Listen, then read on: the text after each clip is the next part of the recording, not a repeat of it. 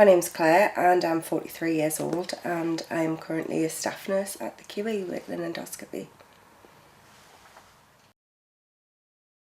It was actually a couple of days after my little girl was poorly. She became poorly on the Saturday with sort of viral-like symptoms, and she was fine with paracetamol, ibuprofen, and then I became poorly on the Monday. And again, I just assumed I would be exactly the same. I would just take some medication and then I'd be fine in a couple of days' time, like she was. Except it didn't work out that way. By the Tuesday evening, I couldn't get up and feed my child. Come the Wednesday morning, I was quite scared and I phoned the GP and I'd said, look, I have flu-like symptoms, but I'm worried. There's something not right. And I became quite teary on the phone and I was saying, look, I can't breathe, I don't feel right, I can't get off the settee. Thursday morning I rang the doctors again and I just cried down the phone and I was just like, please, can you come and see me? I'm not right. And it was actually at that point that I texted my friend and said to her, please, can you come and take my little girl? I can't look after her. So she jumped on a train and came back from Leeds, and on the Thursday night she kind of arrived at my door late at night and she was just like, no, I'm ringing an ambulance. So she rang an ambulance and I was told they would come within half an hour, which they did. And then they put the oxygen sats probe on my finger and I looked up and my sats were 81.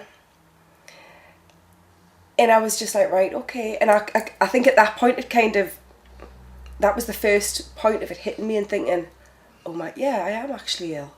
So the blue lighted me down to Durham, and the paramedic was the first person of that day to say to me, I obviously had oxygen on as well at this point, he was the first person to say to me that day, had you have left this another few hours, you wouldn't be here.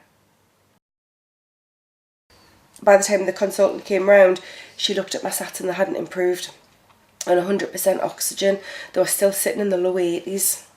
So she tried to get bloods off me, she couldn't. She tried to get an arterial stab in me, she couldn't. So they squeezed 2 litres of fluids through. As soon as I was put into resus, I was just given every kind of IV, antibiotic and antiviral known to man. The consultant in A&E was the next person to tell me, a couple of hours and you wouldn't have made it. They had the ITU consultant down and the ITU reg down, assessing me, getting ready for getting a bed for me, talking about intubating me. It ended up getting to the point where I started to desaturate even on the mask, the rebreathe mask. So I had an ITU reg sitting with me in resus as well as the A&E consultant, and it was at that point that they just said, shall we try something else? Shall we try CPAP? And she'd said to me at that point, as she was saying all of it, it was all came in the one sentence, I think you've got swine flu, you've definitely got pneumonia and pneumonitis, you've probably got a UTI as well, you are septic. My little girl was very quickly brought in to see me because they didn't want her to see me when I was any more poorly. So she was brought in to see me. She had to stand away from me because at this point everyone was masks and gowns and gloves, so she wasn't allowed to come anywhere near me. She brought me a teddy bear in to look after me, and I just remember her just being stunned. Her face, she was just absolutely stunned to see a mammy like that. The staff were brilliant.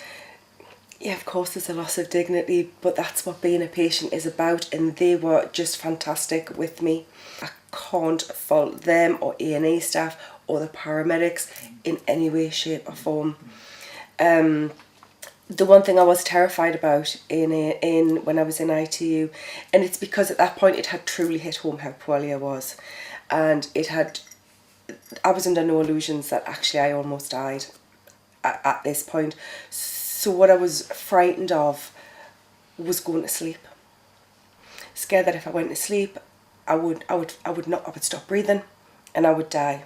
If I go to sleep, I won't wake up. And it was never a fear for me. I'm quite a pragmatic person. Everyone dies. It was the fear of leaving my little girl. She was the only thought in my head was, who would look after her if I died?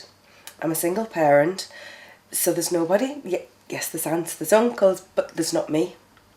And if there's not me, then there's nobody, as far as I'm concerned.